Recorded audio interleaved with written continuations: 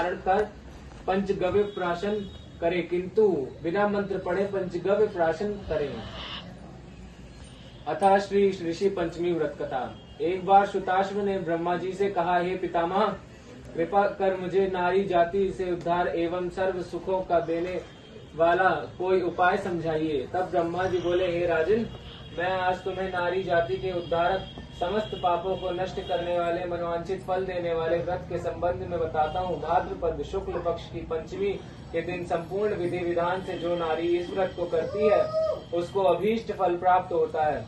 इस विषय में मैं तुमको एक अत्यंत पुरातन कथा सुनाता हूँ, उसे ध्यान देकर सुनो। विदर्भ देश में एक अत्यंत सदाचारी धर्मध्वज ब्राह्मण रहता था। उसकी स्त्री अत्यंत पतिव्रता, सुशील एवं दानी स्वभाव की थी तथा उसका नाम भी सुशीला था। उससे एक पुत्र एवं एक पुत्री पैदा हुए थे। पुत्र का नाम सुविभूषण था। उसने चारों वेदों का सांगोपांग अध्ययन किया था। कन्या या समय अनुसार अच्छे कुल में संबंध कर दिया तथा किंतु दुर्भाग्य वह विधवा हो गई। वह अपने सतीत्व के रक्षार्थ अपने पिता के घर रहने लगी। वह सपरिवार गंगा तट पर कुटी बनाकर ब्राह्मण बालकों को विद्याध्ययन कराने लगी।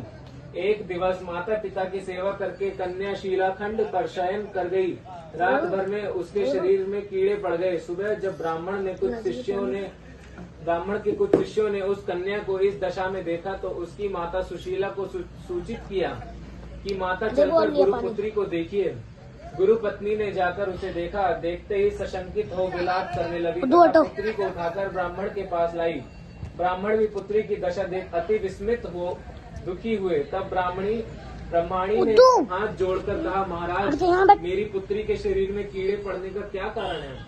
तब ब्राह्मण ने ध्यान कर कहा, हे सुप्रिय, इस कन्या का अब से 7 जन्म पूर्व का हाल बताता हूँ, सो सुनो। उस समय ये ब्राह्मणी थी।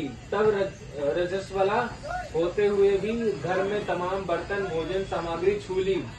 ऋषि पंचमी व्रत को भी अपमानजनक दृष्टि से देखा। उसी दोष के कारण पुत्री के शरीर में कीड़े उत्पन्न हुए, क्योंकि रजोधर्म वाली नारी को पहले दिन चांडालिनी, दूसरे दिन ब्रह्मघातनी, तीसरे दिन धोबिन के समान शास्त्रों में माना गया है। तुम्हारी कन्या ने ऋषि पंचमी व्रत के दर्शन अपमान के साथ किए।